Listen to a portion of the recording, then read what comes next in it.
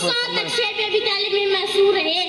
ہمیں اس بات پر فخر ہونا چاہیے کہ ہم عظیم نبی کی عظیم امت ہیں. ہمارے نبی آخری نبی ہیں، اس کے بعد کوئی نبی نہیں آئے گا.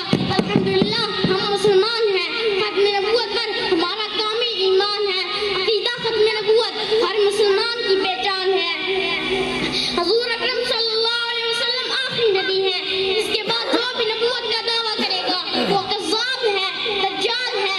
اس عقیدے پر 100 آیات قرآنی اور 200 سے زائد احادیث مبارکہ دلالت کرتی ہیں. پیارے آقا اپنی امت سے بے انتہا محبت کرتے تھے. ہاتھوں کو اٹھ کر اپنی امت کے لیے دعائیں مانگتے تھے. ہم ان کی تعلیمات کو مانتے ہیں مگر عمل نہیں کرتے. اگر عمل نہ ہو تو کوئی فائدہ نہیں کہ ہم 2-4 تقریر نکالیں اور گھروں میں چلے جائیں. اصل چیز تو یہ ہے کہ حقیقت کو سمجھیں اور اس پر عمل کریں کہ ہمارے آقا اپنی امت کو کیسا دیکھنا چاہتے تھے. یوں تو سید بھی ہو، مرزا بھی ہو، افغان بھی ہو. یوں تو سید بھی ہو، مرزا بھی ہو، افغان بھی ہو. تم سے بھی کچھ ہو بتاؤ تو مسلمان بھی ہو. علامہ اقبال نے کیا خوب کہا ہے، عمل سے زندگی بنتی ہے جنت بھی جہنم بھی. عمل سے زندگی بنتی ہے جنت بھی جہنم بھی.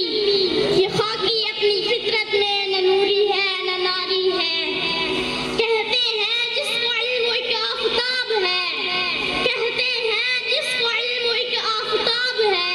یکتا ہے، بے مثل ہے اور لاجواب ہے. ایسے کمال کی ہے تمنا اگر تجھے تو نور جا کے مانگ اسی آفتاب سے. اگر رکھتے ہو ہوش تو اس بات کو سمجھو کہ تم شہد کی مکھی کی طرح اس کی ذات کو ڈھونڈو. اللہ تعالیٰ کا ارشاد ہے یقیناً تمہارے لیے اللہ کے رسول کی زندگی بہترین نمونہ ہے. ماہ ربیع الاول کو اللہ تعالیٰ کے آخری نبی اس دنیا میں جلوہ افروز ہوئے تو ہر طرف روشنی پھیل گئی، کفر و جہالت کے اندھیرے چھٹ گئے. ہمیں آپ صلی اللہ علیہ وسلم کی امت ہونے کے ناطے آپ صلی اللہ علیہ وسلم پر درود شریف کا اہتمام کرنا چاہیے کیونکہ ان کی زندگی ہمارے لیے مشعل راہ ہے. آپ صلی اللہ علیہ وسلم نے جو کام کرنے کا حکم دیا اس پر عمل کر کے بھی ہمیں دکھایا. انسانیت کی تاریخ میں یہ مقام و مرتبہ صرف نبی کریم صلی اللہ علیہ وسلم کو حاصل ہے کہ ان کی زندگی کے ایک لمحے کی تفصیل موجود ہے. تاریخ اگر ڈھونڈے گی ثانیہ محمد، تاریخ اگر ڈھونڈے گی ثانیہ محمد. ثانی تو بڑی چیز ہے، سایہ نہ ملے گا.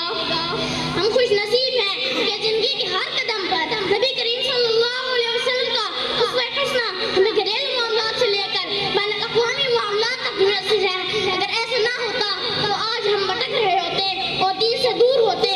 تو آئیے آج ہم یہ عہد کرتے ہیں کہ ہم نبی کریم صلی اللہ علیہ وسلم کی سنتوں پر عمل کریں گے اور اپنی زندگی میں سنتوں نبی سے اجالا کریں گے. قرآن پڑھو تو دل کھل جائے، قرآن پڑھو تو دل کھل جائے. نماز پڑھو تو چہرہ روشن ہو جائے. کتنی پیاری ہے ہمارے نبی کی سنت، عمل کرو تو زندگی سنور جائے. آپ سب کی سماعتوں کا بہت بہت شکریہ.